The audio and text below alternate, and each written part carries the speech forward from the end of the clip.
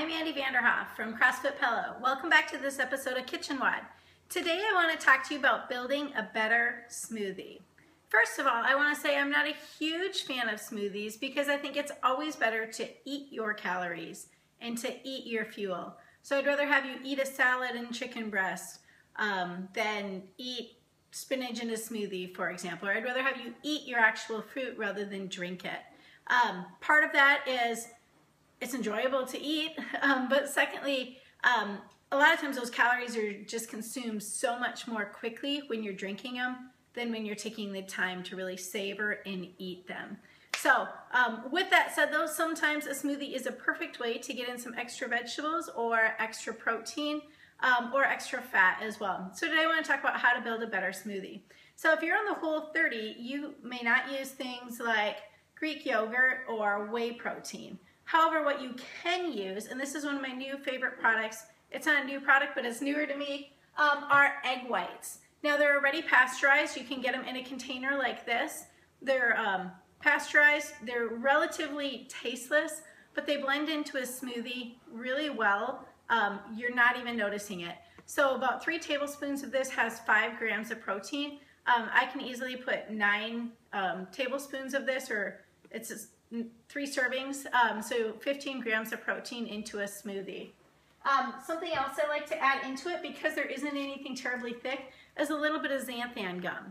Xanthan gum can be purchased at most stores in the gluten-free area. It is paleo approved or Whole30 approved. It's a bacterially made polysaccharide, and yeah, you just sprinkle a little bit in and it gets really thick. When I say a little bit, it's enough for you to see and it's enough to thicken it. Another thing I like to add into smoothies is just a little bit of cocoa powder. This is unsweetened, so you can use it on Whole30. Just add a tablespoon or so in just to give some good flavor. Spinach, of course, or some kind of greens are essential to smoothies. At least all the smoothies I make, I generally add greens into. You can add in as much as 2 cups without even really tasting it. I just really pack it in there. And then the other thing that I really like putting into smoothies are frozen bananas. When I see bananas on sale or our bananas here start to get a little too ripe, I go ahead and I put them on a wax paper lined baking sheet and I throw them in the freezer, and then I take them out and throw them in a freezer bag and then just pull out what we need. So for my typical smoothie, what I will add is about 9 tablespoons of egg white, a tablespoon of Hershey's cocoa, a little sprinkle of xanthan gum, about 2 cups of spinach, half a banana, and then a few ice cubes. And that should give you a nice thick smoothie. What I want you to be aware of is things like naked drinks. Those look like they're really healthy, but if you look at the label, they pack as much as 80 grams of carbohydrates. A lot of that is sugar. Now it's not added sugar, but it is fruit sugar, because they're able to condense all those fruits into one place.